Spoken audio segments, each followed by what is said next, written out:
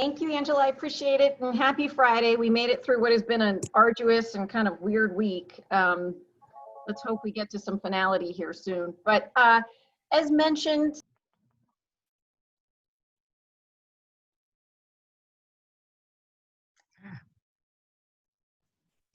You're muted, Katie. did I mute was I muted the entire time?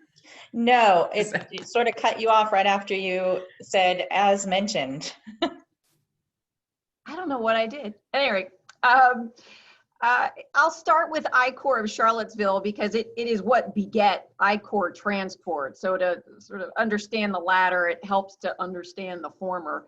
IKOR of Charlottesville is a care management firm. The best analogy I frequently use is we function like surrogate sons and daughters. We've got registered nurses, a social worker, a bookkeeper and certified fiduciary, and concierges on staff who help seniors, individuals with disabilities, or really anybody who needs some extra help achieve and maintain a good condition of existence. We will often serve as court-appointed guardian and conservators for incapacitated adults. We're patient advocates. We can handle bill pay, so forth, so on. So in the course of operating IKOR of Charlottesville, one of the challenges we frequently had with our IKOR clients was getting them to doctor's appointments. In fact, when you study transportation as it relates to healthcare, transportation problems are the third leading cause for why people don't show up for their doctor's appointments. And among the millions of appointments and billions of dollars that are lost every year in relation to that, those statistics disproportionately affect the poor and the elderly. And within that poor and elderly tranche, those with mental health disorders have the highest rates of absenteeism when it comes to doctor's appointments. Consider too that the average physician in the US is seeing 20 patients a day. Depending on their practice area, some may see 30 a day. So their grace periods in terms of how long they'll wait for you if you're running late for a doctor's appointment are really narrowed. Some only waiting 10 minutes. The late periods vary by practice, but they've gotten very strict about that. And so what we were observing on the IKOR of Charlottesville side of the house was reduced healthcare outcomes because our clients couldn't get to where they needed to be. And they were often relying on Jaunt or ride sharing options, friends, family, or even our nurses' own cars. I mean, it was not unusual for an IKOR nurse to leap into their own car when somebody missed a Jaunt, dash off to the client's house and get them to where they need to be, or attempt to get them to where they need to be. So in the course of operating that, I made some offhand quip at a staff meeting that if we couldn't figure out this transportation challenge, I would just go buy a van myself. Fast forward a few months later, and I went and bought a van. I also launched it in March of this year in the middle of a pandemic, just as no one was going anywhere. But people still have to get to doctor's appointments and grocery stores and pharmacies and the like. So IKOR Transport, the notion behind it is caregiving meets transportation. So what do I mean by that? It is, first of all, a brand new Dodge Caravan van. It has been modified to be wheelchair accessible. It is available, curb to curb or door to door for folks who just need a ride. But its real differentiation is it's available for room to room transportation. So it is ideal for people who need more support in getting from A to B. And what I mean by room to room is this, is our drivers will enter the home, will encourage the client, let's get to this appointment. If we know that client is a bit obstructionist in terms of getting to their appointments, the driver will show up early and begin this sort of persuasion technique. But they'll get the client safely into the van, they'll get them to their point of destination, then get them inside. So let's say they've got an appointment at UVA Med Center, it's this elaborate complex. They'll get them right into the correct office. They'll hold coats and purses while the passenger goes back to meet with the doctor. They can help the individual fill out the HIPAA paperwork, whatever it is. The other thing to bear in mind is when I went out and started hiring drivers, I did a couple of things. One was I paid far greater than other transportation companies deliberately. So I was interviewing drivers who were currently making $11, $12, $13 an hour. I pay significantly more than that. Secondly, I wasn't just looking for safe drivers. Clearly that was first and foremost. They had to have 0 DMV points and the like, but I was really looking for drivers who could legitimately demonstrate that they had an interest in working with the elderly population. From there, we got them CPR and first aid certified, and they took dementia training, which included dementia communication techniques, transferring. They were trained in how to work wheelchairs and rollators. These had to be people that either had past experience in working with vulnerable populations or convinced me through their character and other aspects about their work experience that this is really what they wanted to do. And because we were paying significantly more than other driving positions, we sort of had our pick of the litter. So IKOR Transport is available on demand. It's available for folks who are not IKOR of Charlottesville clients. It's for hire to anybody. Our dispatch is open 7 days a week. Her phone never leaves her side, and the van itself is also available 7 days a week, really 24/7. Our driver has been available to handle client emergencies in the middle of the night where, for whatever reason, an ambulance either wasn't appropriate or wasn't what the client ultimately called. So we have several DMV operating certificates. One allows us to work on a standard rate sheet, right? And we're $50 an hour plus 50 cents per mile. And that's a $50 minimum. So if we pick you up and we're only with you 20 minutes, that's $50. But thereafter, it's $50 an hour. And if you do the math, that is far less expensive than ride shares like Lyft and Uber. In fact, our math is vetting out that it's actually cheaper than NEMT and Medicaid reimbursement rates. We also have what's called a contract passenger rate. So IKOR Transport is available throughout the state. So if a local family is headed to Virginia Beach for a week and they want grandma to go with them, IKOR Transport can travel as far as Virginia Beach on a contract basis. In other words, we'll determine what that price is going to be ahead of time.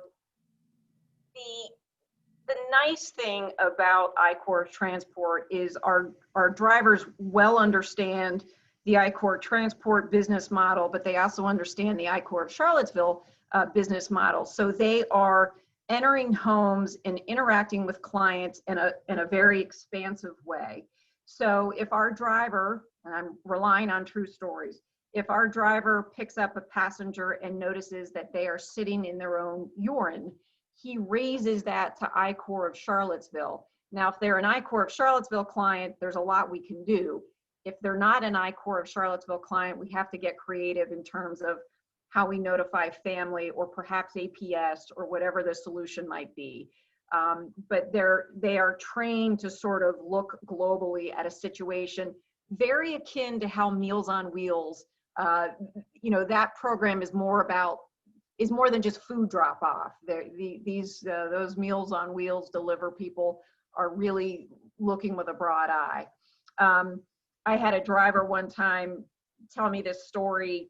I don't think he was bragging. He just happened to be commenting about a particular passenger. But when he went to pick her up, and she needed some assistance getting from the couch to the van, but he could hear her washing machine on spin cycle.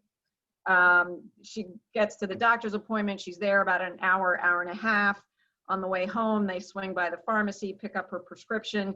He gets her back in the house, gets her settled. On the way out, he takes the wet laundry from the washing machine and puts it in the dryer and starts the dryer. I didn't train him that. It never occurred to me that should be part of training. Rather, what we're training is you're more than a ride. You are supportive, observant care and helping people get to critical appointments, helping them get to critical social outings, and helping them maintain independence. So if you've got a vulnerable client who either has ambulatory or cognition problems, what IKOR Transport is really designed to do is create an experience where family members can feel okay, just sort of letting that go a little bit and knowing that that passenger will not only get to where they need to go, but will have a pretty informed set of eyes on them along the route. So that's IKOR Transport in a nutshell. We've got a great website. The dispatch phone number is there. You don't have to book in advance. We certainly encourage it, but if you call and the van's available, we'll be there. The vast majority of our passengers do book in advance because currently most people are only going to doctor's appointments, and those are, you know, they know about those in advance. But that's just another transportation option in Charlottesville where if jaunt or a ride share option just isn't workable for one reason or another, we hope you'll think about IKOR Transport.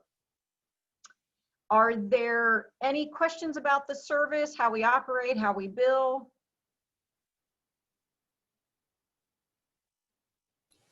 Can you put down your phone number for reaching your IKOR Transport? Yes.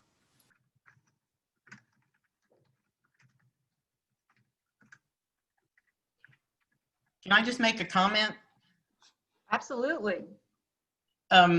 So again, I'm Regina Kearns with Care Advantage, and we are so grateful to have IKOR Transport in the marketplace, because we were asked from the hospital to kind of put something in place, and we don't want to be a transportation company. That's not our goal, but we generally, when someone asks us to do something, we do. And so we started what was a Discharge Express out of the hospital. And just like Katie's talking about, there are times when someone doesn't qualify for medical transport, but the case managers know they don't want to just put them in an Uber. They don't want to just call a cab.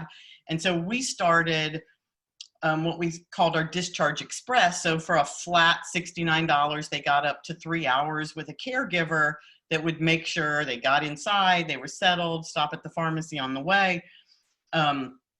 But you know, our caregivers are transporting in their personal vehicle, so we have to say they must be able to stand and pivot with a one-person assist. So to have a wheelchair accessible van is great.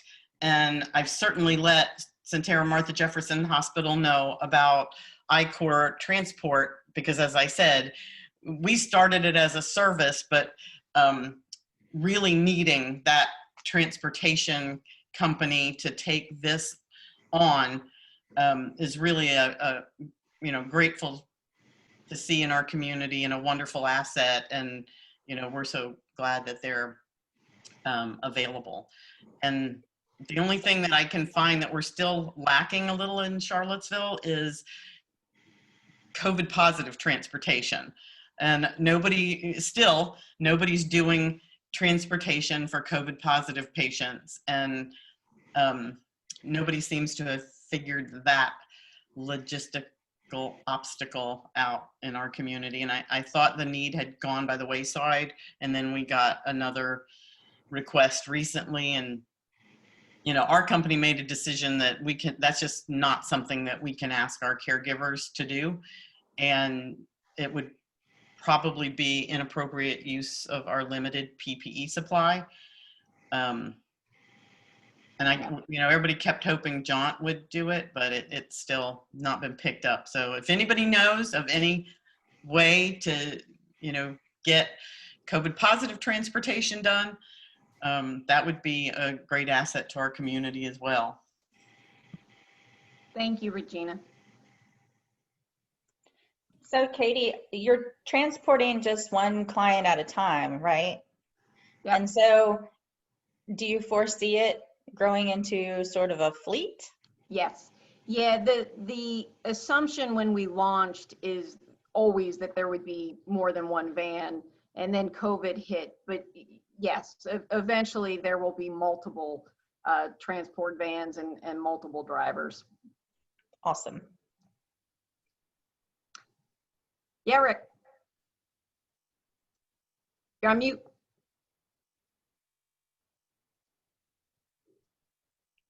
Unmute yourself, Rick. There Sorry. you go. I was wondering about with the cost, when the mileage calculation starts. Does it start from where you have the van, or does it start when you get to the patient's house? It starts with pickup if you're in the immediate area. If you're in, Richmond or Tidewater or something, you generally will go from the tariff-based operation, again, that $50 an hour, 50 cents a mile, to then what we call a contract passenger, where there, IKOR Transport and the passenger will agree ahead of time what that flat rate is going to be for going out of the vicinity. But if you're in Charlottesville, Albemarle, surrounding counties, you don't hit that mileage fee until you're in the van. Thank you. I have a question. Do Sure, you sure. offer any like gift certificates? Call us. So we have been doing a number of things. We had a $10 off. There have been a number of instances where we've waived the mileage fee. If you've got a client with challenges in terms of payment, I always say, give us a call. And my dispatcher has been authorized to be generous. In fact, when I first launched IKOR Transport, we were doing what we call pay what you can, even if that meant zero, because we knew it was a pandemic. We knew people still had to get the doctor's appointments or go out and buy groceries, and they were isolated. So Sheila, just call me. We'll work with it, whatever client you have. We don't want to turn people down if money's a problem. At the same time, we are a for-profit organization, but yeah, we cut a lot of deals with people. And what about like if somebody, like a gift card, like say somebody wanted to get a gift card, if something like that? Yeah, we don't, but we could easily create one. In other words, if you wanted to buy a block, we'd be happy to set that up, and my dispatcher can track it. We've got a couple of healthcare systems that there's one that is applying for a transportation grant, and they've asked us, would we be the supplier? And something similar, they want sort of a framework, a more predetermined framework of what it's going to cost each patient, rather than, well, time plus mileage. And so we're working with them. Basically, my short answer is we'll work with you to try and get what your passenger needs. Okay. It's an interesting industry for transportation. I mentioned we have 2 operating certificates with the DMV, this tariff-based, right, time plus mileage, as well as this contract basis. And we're in the process of also applying for our NEMT, non-emergency medical transport license, whereby Medicaid would then pay the cost.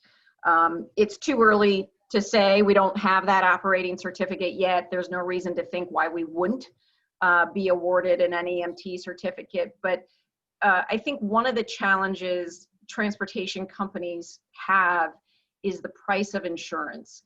And the auto insurance industry is on fire regardless of the type of car. I mean, you and I are paying a lot more for our private auto insurance, and commercial insurance is no different. First of all, cars are more expensive. Even because of all the technology now that's in fenders, even fender benders tend to be very costly. Society is more litigious. There are all these factors that that feed into the actuarial analysis of what auto insurance ought to be. But you take a modified van and then tell the insurance company that you're going to be transporting individuals with either ambulatory or cognitive problems, and it just makes the world go nuts. We have one van. We pay almost $9,000 a year to insure that van. That's incredible. So insurance is hands down our biggest expense, and it is one of the reasons why this market is so fractured and difficult. The barriers to entry in terms of insurance are really, really high, and we struggled for months to find an insurance company that would even take our coverage. So that's where it feels like there's a shortage of NEMT drivers or wheelchair accessible transportation options. It's an insurance problem. I think there are people who want to do this work, have vans, want to help, want to tackle this industry, but the insurance problem is pretty daunting. Katie, one thing I think we didn't mention is that we also allow folks to have someone ride along with them in the van if they need that. Yeah, that's a good point, Kathy. Thank you for bringing that up. So the van can fit 2 traditional wheelchairs as well as 1 fully electric, right? Something that folks who are paralyzed, those 600-pound motorized, it can fit 1 electric. But there are also, in addition to the driver and passenger seat, there are 2 seats in the back. So if you've got a wheelchair, there's room to lower those 2 seats and have a caregiver or family member travel. The passenger does not have to be on their own. We get a lot of rides where there is an attendant or caregiver or family member with them.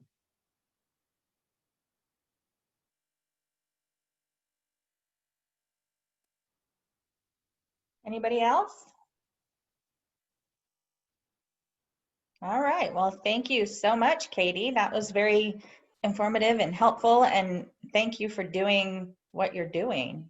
Thank you. That's amazing. All right, so real quickly, I want to say that we are going to be lining up speakers and topics for presentations and stuff for the coming year. And so if any of you have a topic that you'd like to hear someone speak on, or if you want to speak on something, or you want to spotlight your business and you haven't in a while, or if you want to be part of the executive committee for the Aging in Place, please let Kathy and I know. We're sort of starting with a blank slate for next year at this point, and I don't foresee much changing in the way of how we're holding the meetings. So again, if you know anybody, if there's something you want to hear about, please let me know, because that would be very helpful. And just to start a discussion, so the first topic I was thinking of is marketing over the last, several months, and a lot of things have had to change, especially with those of you that are going out and visiting facilities, and you're used to doing that sort of thing, like Regina and Ty, I'm sure, and Kate. So what have you had to do differently, or have you had time to do something differently? For example, our law firm, because Michael and Lilia aren't out there, holding events and speaking engagements and things, they're working on a webinar. They've been doing a lot of work on creating a video.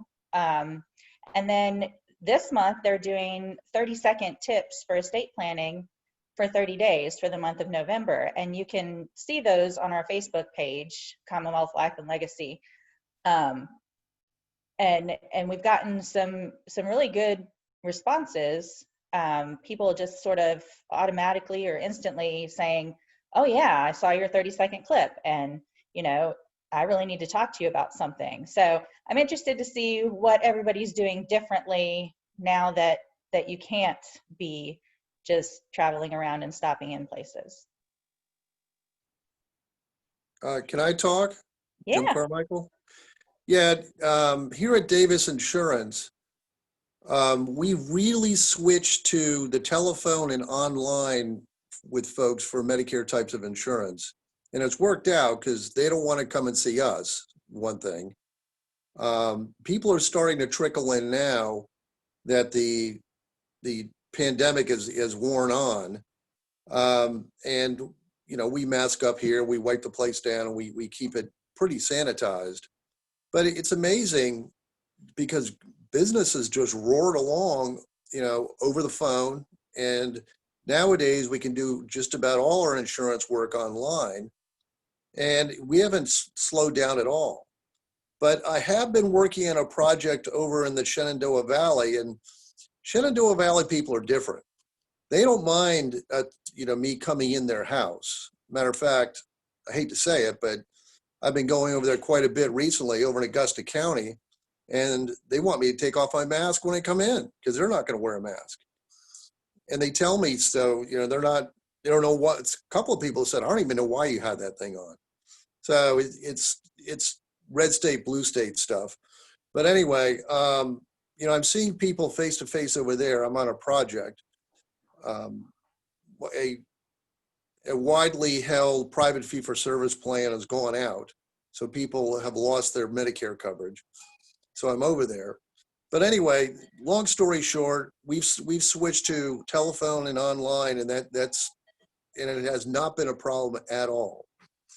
And business is still good. Just want to let you know. Well, that's awesome. That's great for you. Thank you for sharing. Go ahead, Katie. We've really increased digital marketing. NBC 29, which is owned by Gray TV, has been running some specials where you can buy a multimedia package that includes social media, digital, and TV. And, you know, I always assumed that a TV commercial was way out of reach financially. It's not. It was not as expensive as I thought it was. And, you know, our thought was everybody's home, TV watching has increased, cruising the internet has certainly increased. Let's take the marketing to where people are. So, you know, depending on your marketing budget, it's something to consider. TV was not as expensive as I thought it was going to be. Now, bear in mind, if you want all your commercials to run at the 6 o'clock news hour, you're going to spend a lot of money on that TV commercial. Same time, it doesn't do you a whole lot of good to have your TV commercials run. You know, you can find these kind of midday news segments or morning, maybe one a week at that 6 o'clock news slot is affordable. But they'll really work with you in terms of ad placement. And if you buy a TV spot from them, they film it for you. So it's not as if you have to go spend separate money on a film crew and, you know, concept design on your spot. They'll do all that if you're advertising with them. It's just a thought.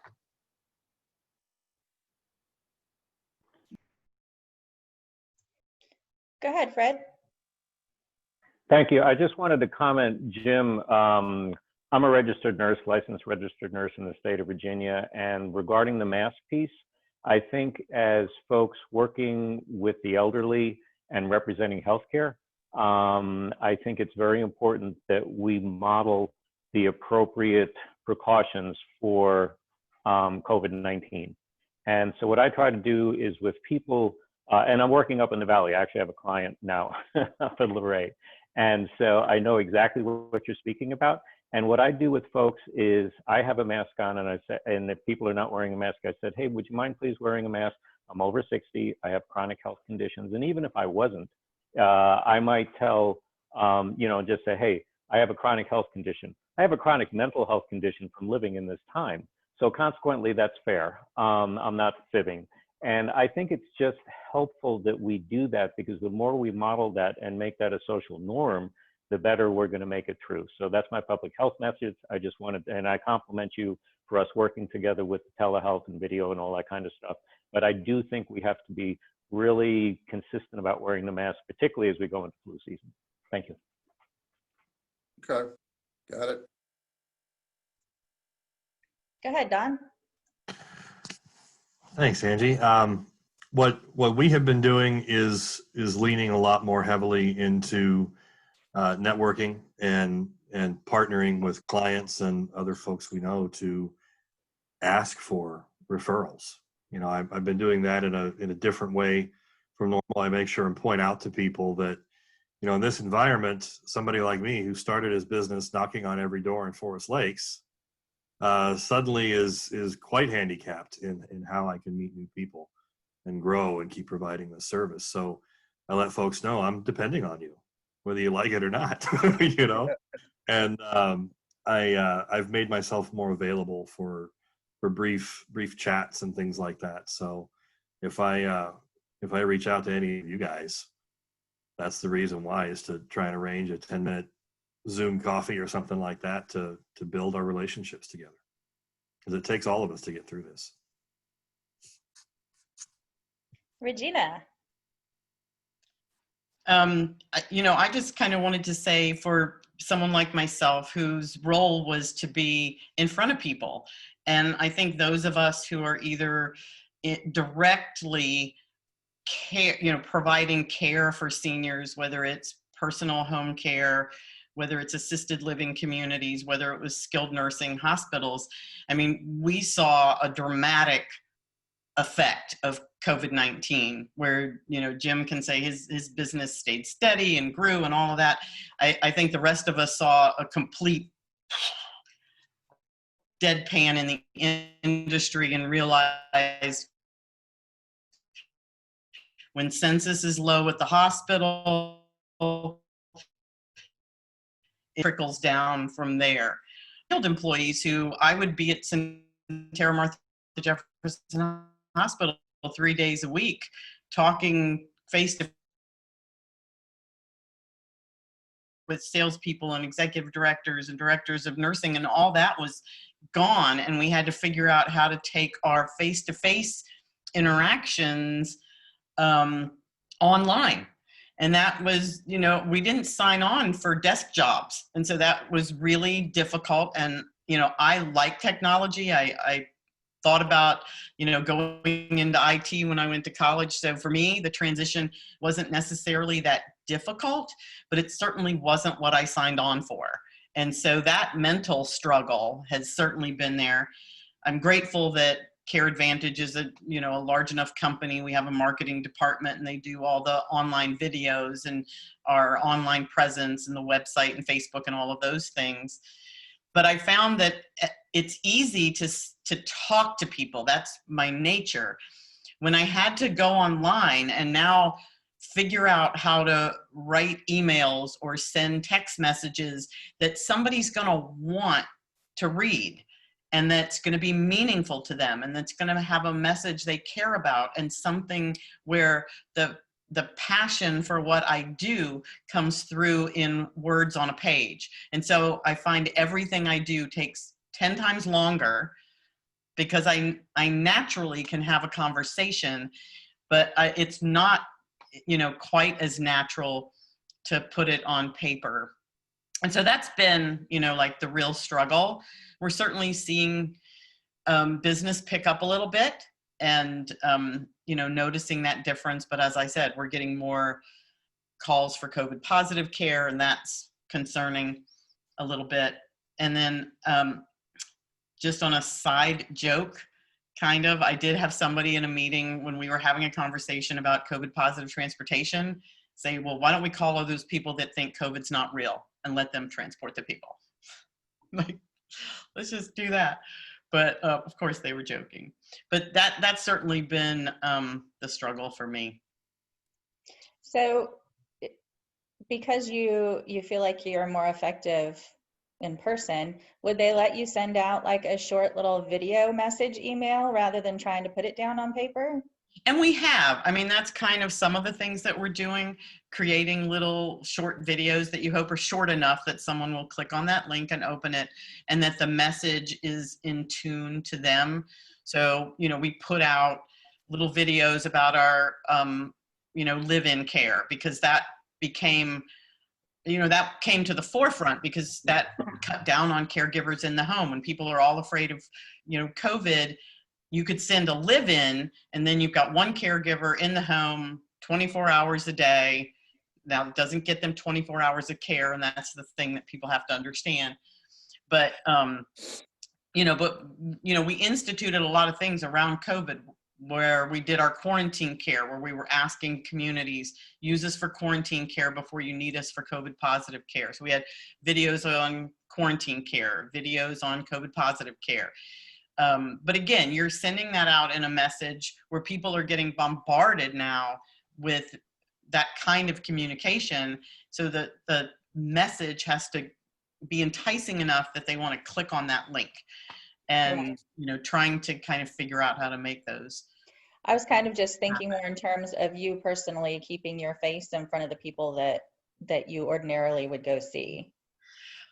Yeah, I don't like myself on camera. I don't like pictures, and I'm not like totally all into the social media thing, so that's probably a realm that I'm not as comfortable with. We all hoped this would go away a lot sooner than it is, and we're settling into probably another year of doing our jobs this way. And so we kind of have figured out, like, there is a way to communicate with people. There is a way to make that contact. I'm certainly seeing where the calls from the hospital are coming back, and, more in assisted living communities as those open up a little bit. But the winter concerns me, because I have a feeling we're going to see a huge surge in COVID positive cases that are going to shut things down again, and that will, stagnate business again. We're lucky in one way. We are committed to the community, so we do take Medicaid cases as well. The pay rate on Medicaid is like $13.70 something, so you have to be mindful of that margin. But it did allow us to pick up more cases and keep our caregivers working. So, our goal is to have really good, high quality caregivers, pay them really well, so that we can hold on to them for a long time. So we were able to keep our caregivers working. And we know we lose money on Medicaid cases because we're not lowering the caregiver pay to match what happens with Medicaid, but at least we didn't lose our caregivers. So as business picks up, we now still have a huge pool of caregivers, and our size as the largest in the Mid-Atlantic area gives us a huge resource pool to pull from, which has been helpful too. So but well, good. Yeah, we're trying to and I make think you look great on camera. Oh, thanks. I have can I just ask this group a quick question, because I'm trying to figure out who is providing, there's some resource out there that is providing delivered meals and supplies to people at home in quarantine. And someone had said they thought it might be through the health department. They weren't sure. And I'm trying to find out who this organization is. So have any of you heard about this? Yeah, it's through the Medical Reserve Corps.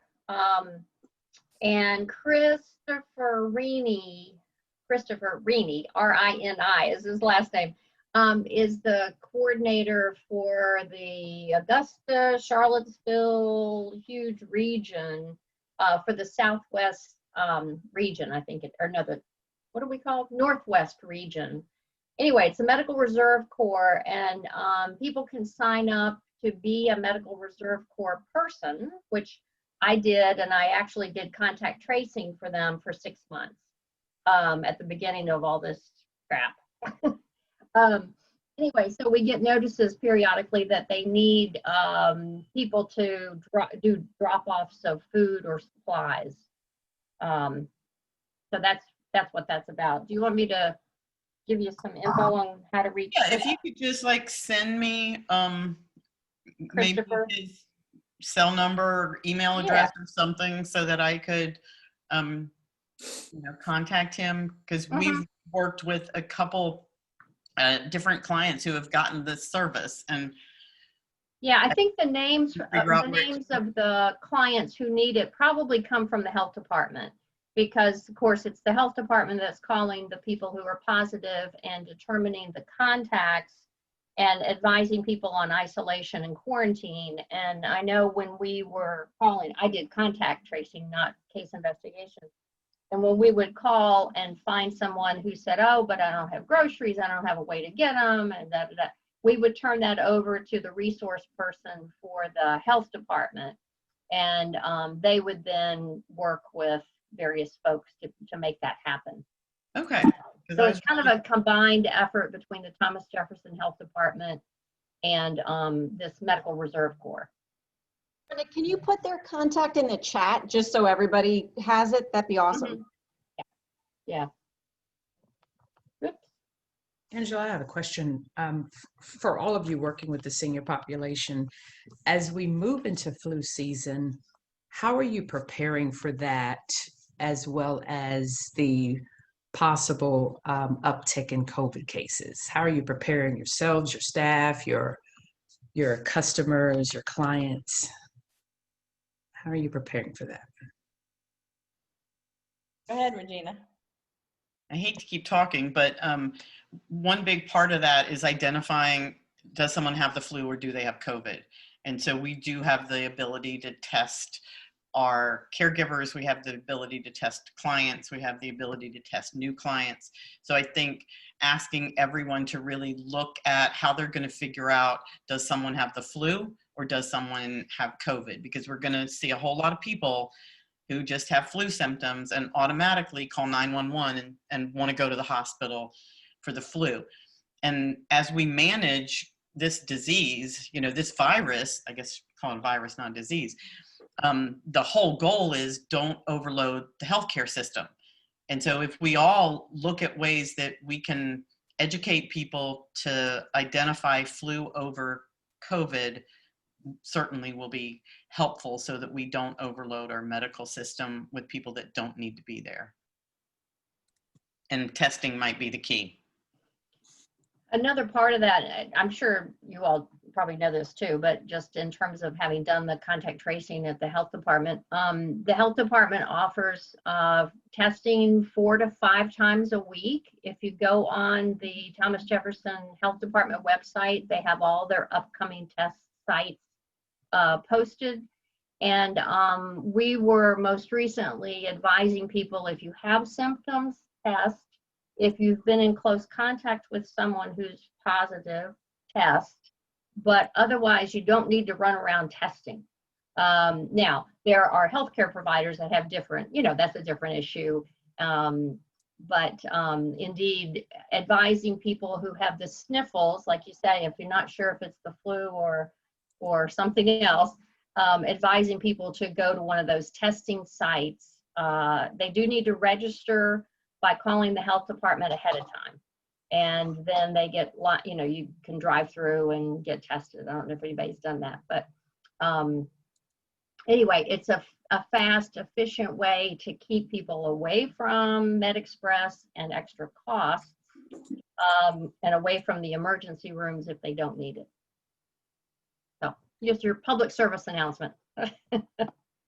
Well, with I think Fred had mentioned something about the impact on him mentally, but just thinking about, again, the population you serve and knowing what those of us who are not yet in that population have been dealing with mentally and emotionally living through a pandemic. How are you addressing with yourselves and your staff that mental piece of what we're in right now? I think Allie wanted to say something about the flu. Oh, sorry, Allie, if I cut you off. It's okay. No worries. We've moved on. It's okay. No, go back, and then that other question is still on the table. So go back. I was just saying, obviously I'm in a senior living community. I'm in an assisted living at Rosewood. We've been super fortunate to stay COVID-free throughout this pandemic. I think it's luck and also strategy, to be honest with you. We are still doing, you know, but we've also done things like we're not doing in-person touring yet. You know, we have a designated area for visiting. So I think that we've kind of been a cautious group when it comes to COVID, which I think has kept it out of the building. But I guess kind of piggybacking off what you were going to start talking about, Andrea, is the whole thing of this isolation. You know, there's people that are dying of COVID, but they never had COVID. And, you know, we've seen a decline in some of our residents, like mentally, because of not being able to see their loved one every single day. I mean, you know, we're doing the visitation, but it's like half an hour in the library. I mean, it's not what they were used to. They were used to taking mom home every weekend and taking her to lunch and, you know, doing all these things, and they can't anymore. And they understand, you know, when we say, sorry, we can't. But we've really had to, like with our activity program, we've done a lot of safe, like we've had violinists come and bands come and people come sing because they really enjoy that. But we still have to do that in a safe measure. You know, we did flu shots for all the residents here I guess it's probably about 2 or 3 weeks ago, we did all the flu shots too.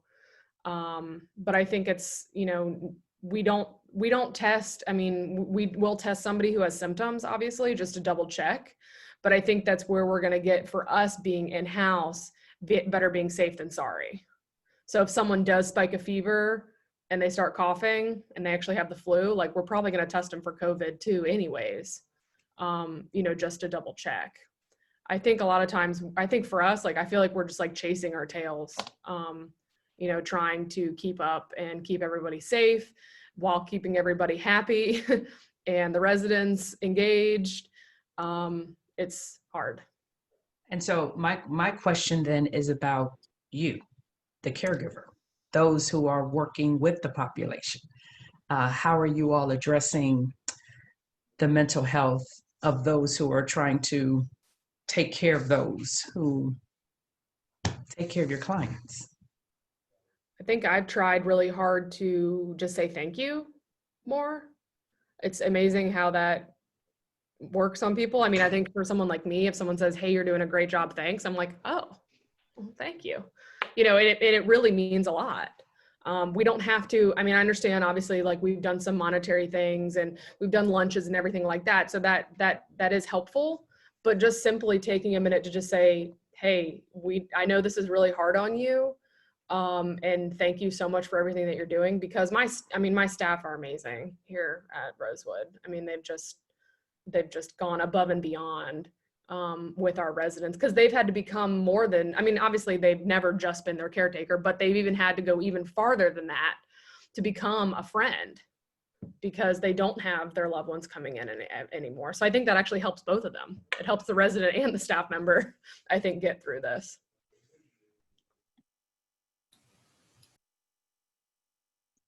Go ahead, Regina.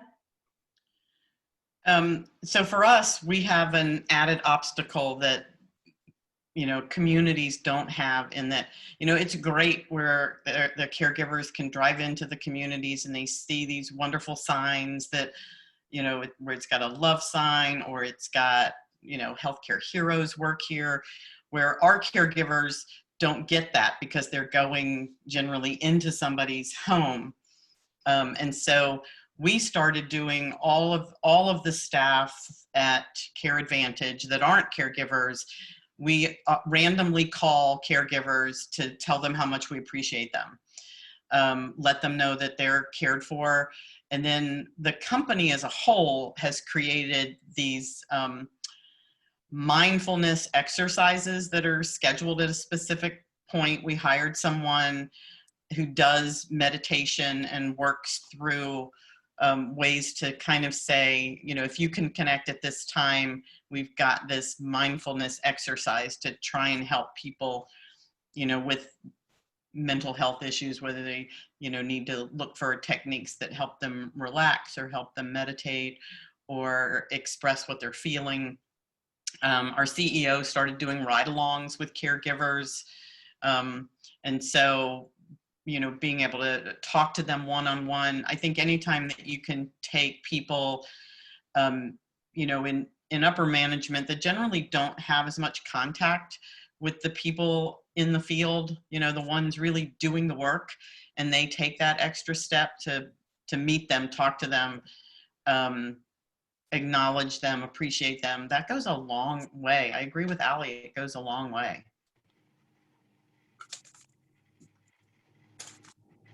Go ahead. I was going to follow up on Allie's comments, which are so spot on. So prior to starting IKOR, I worked in human resources for about 2 decades, very large organizations, and did some org development and org behavior studies. And there is this really well-known organizational behavior study that came out of this think tank in DC, I don't know, a decade, maybe 2 decades ago.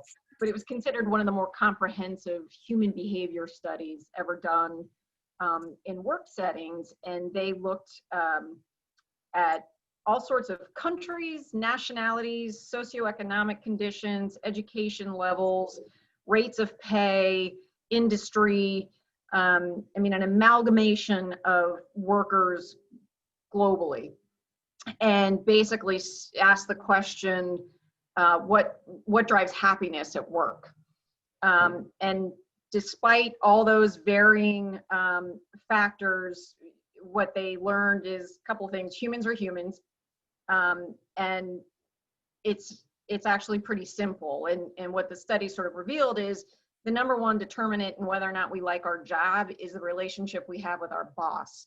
The relationship we have with our boss is largely a function of whether or not that person makes us feel valued, whether or not we believe we matter, whether or not we get thank yous and please.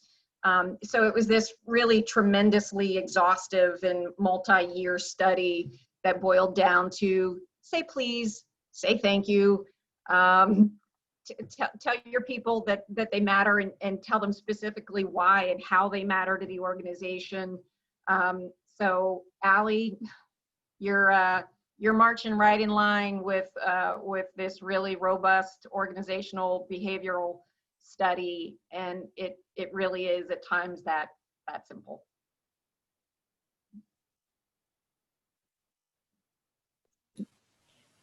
All right, does anybody else have anything they'd like to share? Go ahead, Anne. Along the same lines, it has been shown that when you are grateful and when you are shown appreciation, it actually has a physiological effect on you. So it's mental, physical, and spiritual when you do this. So if you feel yourself dropping down or you see somebody else dropping down, express, think about, what you're grateful for, because things can always be worse. There's always a worse situation. But really feel gratefulness, really give appreciation to others, and it will change you physically. It really does have that effect. So. Anyone else? Is there anything that we can do for organizations, for you all, as we move into the holiday season?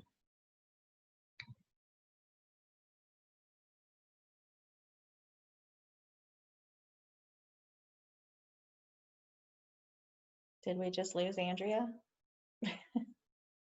Oh, you didn't hear me? Oh, now you're there. There you are. Did you hear my question? Yes. Oh, okay. Yeah. Maybe something on a more social, because a lot of us, we're not meeting like we usually do. We're not going to parties and things like this as we usually do over the holidays. But sometimes it's just fun to have a Zoom meeting where we just have a social hour. Everybody brings their glass of wine or their cup of tea or whatever, and you just have a social hour or so, something to think about. It's fun. It works. It's not nearly as fun as getting together, but it's an hour or so of just relaxing with everybody and getting to know everybody outside of the business world. That's certainly something you all can consider for December. I know some of the other groups are not officially meeting, but doing something similar. But I agree. That might be a good idea for December, actually. Mm-hmm. We'd have to do it at a different time of day if we're going to drink. Why?